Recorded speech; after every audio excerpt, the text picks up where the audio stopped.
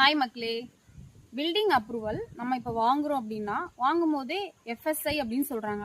அப்படின்னா என்ன? எஃப்எஸ்ஐனா floor space index. இதுதான் வந்து எஃப்எஸ்ஐ அப்படின்னு சொல்லுவாங்க. இது பார்த்தீங்கன்னா தமிழ்நாட்டில் ஜென்ரலாகவே எஃப்எஸ்ஐ வந்து 2.0 பெர்மிசபிள் தான் வந்து இங்கே கொடுத்துருக்காங்க.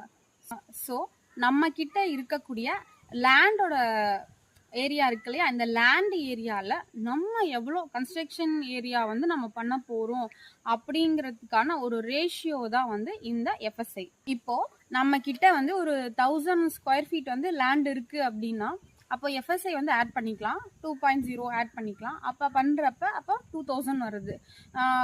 G+1, அதாவது கிரவுண்ட் ஃப்ளோரு, தென் வந்து ஃபர்ஸ்ட் ஃப்ளோர்.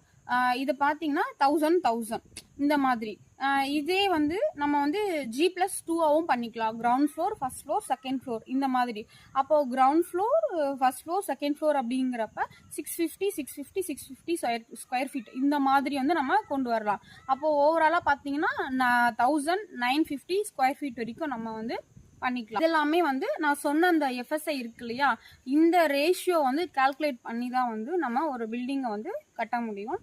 இப்போ இந்த ஒவ்வொரு லொக்கேஷனுக்கு ஏற்ற மாதிரி அந்த பிளானிங் அத்தாரிட்டி இருக்கு இல்லையா, ஸோ அதுக்கு ஏற்ற மாதிரியும் வந்து இந்த ரேஷியோ வந்து மாறும்.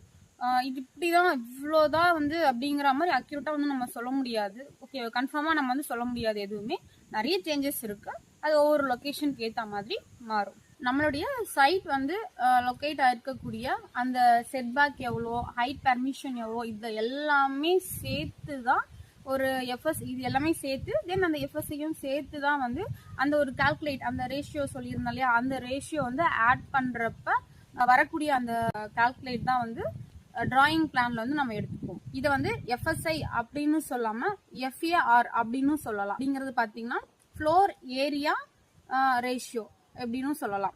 இந்த மாதிரியான தகவல்களை தெரிஞ்சுக்க நம்ம சேனலை ஃபாலோ பண்ணிக்கோங்க. இன்னும் சப்ஸ்கிரைப் பண்ணாதவங்க சப்ஸ்கிரைப் பண்ணிக்கோங்க. தேங்க்யூ.